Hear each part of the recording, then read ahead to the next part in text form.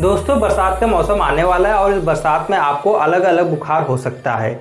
तो उसमें से एक मलेरिया का भी बुखार आता है। तो इस वीडियो में हम लोग डिटेल में बात करने जा रहे हैं कि मलेरिया का बुखार, टाइफाइड का बुखार या फिर डेंगू का बुखार, ये तीनों में क्या क्या अंतर हो सकता है। तो इस वीडियो के अंदर पर्टिकुलर हम लोग केवल मलेरिया के बुखार के बारे में डिस्कस करेंगे कि ये कौन से 4 प्लाज्मोडियम होते हैं जो बहुत ज़्यादा मलेरिया को फैलाते हैं, जो कि इंडिया में पाए जाते हैं। इसका पीछे कौन सा कारण होता है, कैसे इसका पूरा लाइफ साइकिल चलता है, इसमें आपके शरीर में क्या इसका प्रभाव पड़ेगा, यानी आपके बॉडी के अंदर क्या क्या क्लिनिकल साइन सिम्टम आएंगे। हम लोग लास्ट में देखेंगे कि इसका मैनेजमेंट कैसे किया जा सकता है। उससे पहले आप नए हैं तो अभी का अभी तुरंत सब्सक्राइब बटन हिट करिए और उसमें जो ऑल बटन आ रहा है ऊपर वाला, सबसे ऊपर वाला, उसको तुरंत क्लिक करिए, क्योंकि आपको इसी तरह हेल्थ से रिलेटेड जेन्युइन जानकारी आपके स्वास्थ्य से रिलेटेड आपको मिलती रहेगी। तो शुरुआत करते हैं मलेरिया के बारे में। दोस्तों हम सभी जानते हैं कि जैसे बरसात का मौसम आता है तो जो मलेरिया के छोटे छोटे प्लाज्मोडियम वगैरह होते हैं, तो ये एक विशेष प्रकार का मच्छर होता है, फीमेल मॉस्किटो होती है, एनोफ्लिस वगैरह, वो उसको ट्रांसफ़र करती है। तो आसपास आपके घड़े में अगर पानी जमा है या फिर आपके कूलर में पानी जमा है, तो यहाँ पे आप देखेंगे कि छोटे छोटे वहाँ पे मलेरिया के जो ट्रांसफ़र करने वाले मॉस्किटोज होते हैं वो जन्म पनपने लगते हैं। तो आपको क्या करना है कि पहले उस सबको खाली कर देना है, वहाँ पे क्या है चूना वगैरह का छिड़काव कर देना है ताकि ये आपको न फैले। अब हम बात करते हैं कि दोस्तों इसके अंदर 4 मेन प्रकार के प्लाज्मोडियम होते हैं। एक प्लाज्मोडियम फैल्सीपेरम होता है जो कि सबसे ज़्यादा खतरनाक पाया गया है।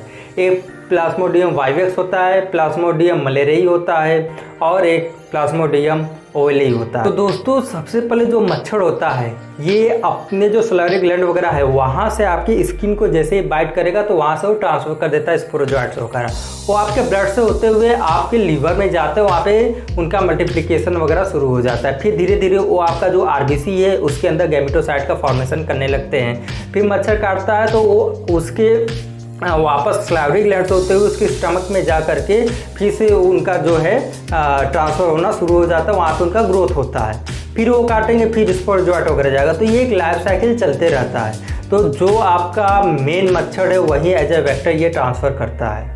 अब हम बात करने जा रहे हैं कि मलेरिया का शुरुआती लक्षण क्या होता है, यानी आपके बॉडी में क्या मालूम होगा कि हो सकता है आपको मलेरिया का है या टाइफाइड का बुखार है या डेंगू का बुखार है। तो फ्रेंड देखिए, सबसे पहले मैं आपको बता देना चाहता हूँ कि जो मलेरिया का बुखार होता है उसके अंदर आपको उल्टी जैसा यानी वोमिटिंग वगैरह शुरू हो सकता है, आपको पूरे बदन में दर्द वगैरह शुरू हो सकता है, आपके सर में बहुत ज़्यादा पेन हो सकता है, जो तापमान वो लगातार 41 डिग्री के आसपास बना रहेगा, आपको डायरिया भी हो सकता है, आपके क्या है बॉडी के ऊपर रैशेस वगैरह भी बन सकते हैं। और अगर मैं आपके बीपी की बात करता हूं तो हो सकता है आपका बीपी जो है बहुत ज़्यादा गिरना शुरू हो जाए, यानी हाइपोटेंशन हो सकता है। 80 mm/Hg के आसपास भी आपका जो कि नॉर्मल 120 रहना चाहिए सिस्टोल, वो भी जा सकता है। आपके अंदर जो ब्लड है उसके अंदर जो ग्लूकोज का लेवल है वो भी बहुत ज़्यादा डाउन जा सकता है, उसको हाइपोग्लाइसेमिया कहते हैं। अगर आपके जीआईटी तक इसका इफेक्ट है तो आपको लगातार डायरिया होना, ये सब भी एडवर्स कंडीशन में शुरू हो जाता है। और अगर आपके ब्रेन के ऊपर ये अटैक करना यानी शुरू हो चुका है तो आपको कम से कम 24 घंटे में 2 बार 1 बार सीजर्स आने, दौरे पड़ने भी शुरू हो सकते हैं मलेरिया के बुखार के अंदर। जी हाँ दोस्तों, ये सबसे खतरनाक इसमें जो होता है वो प्लाज्मोडियम फैल्सीपेरम होता है। तो ये बहुत ज़्यादा खतरनाक होता है, इसमें पेशेंट का डेथ भी हो सकता है अगर समय के साथ उसको ट्रीटमेंट न दिया जाए तो। इसमें और देखते हैं तो आपका रेटिनल हिमोरेज हो सकता है, यानी आँखों के नीचे या आँखों में वहाँ पे भी आप देखेंगे ब्लीडिंग वगैरह भी हो। आपके लीवर के अंदर ये रहता है तो आपके लीवर को बहुत ज़्यादा डैमेज करेगा। आपका जो भी एंजाइम्स वगैरह हो सकता है वो बढ़े हुए आ सकते हैं, क्रिएटिन लेवल है वो भी बढ़ा हो सकता है। इसमें आपको बहुत ज़्यादा सांसों की गति बढ़ सकती है, आपको ARDS यानी एक्यूट रेस्पिरेटरी डिस्ट्रेस सिंड्रोम भी हो सकता है। में भी आपको अनीमिया, क्योंकि आपके ब्लड के अंदर ये रहते हैं गैमेटोसाइट, तो आपका जो आरबीसी है ब्रेकडाउन लगातार होना शुरू हो जाएगा। तो आपको जॉन्डिस प्लस अनीमिया भी हो सकता है। अब इसमें क्या है फ्रेंड कि आपका ये जो लीवर है इसका इलाज में शुरू हो जाता है। इसको हेपाटोमेगाली कहते हैं।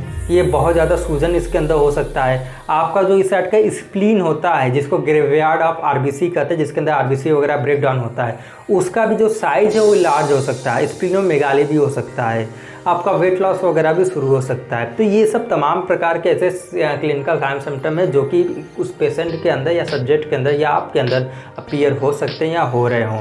अब हम बात करते हैं इसमें जांच की। तो सबसे पहले डॉक्टर जो है वो एमपी पैरासाइट वगैरह करवाता है। मलेरियल पैरासाइट की इसमें ये विजिबल है या नहीं है, पॉजिटिव आया कि नेगेटिव रिपोर्ट आया है। उसमें सीबीसी भी कराया जा सकता है कि आपके ब्लड के अंदर हीमोग्लोबिन का लेवल कितना है, क्या आपको कोई सेकेंडरी इन्फेक्शन तो नहीं हो चुका है। अल्ट्रासाउंड कराया जा सकता है जिसके अंदर कि आपका लीवर है, स्प्लीन है, उसका साइज देखा जा सकता है कि कितना ये बढ़ा या घटा है। या फिर आपके जो डॉक्टर है वो आपको डेंगू प्लस टाइफाइड का भी जांच लिख सकते हैं। आपका चेस्ट का एक्सरे भी कराया जा सकता है। अब हम बात करते हैं कि फ्रेंड इसके अंदर जो मैनेजमेंट है उसके अंदर कौन सी लाइन ऑफ ट्रीटमेंट चलती है। तो देखिए फ्रेंड, इसके अंदर क्लोरोक्विनीन 600 से लेकर 300 mg ये चलता है, जो कि लगभग 1 सप्ताह तक चल सकता है।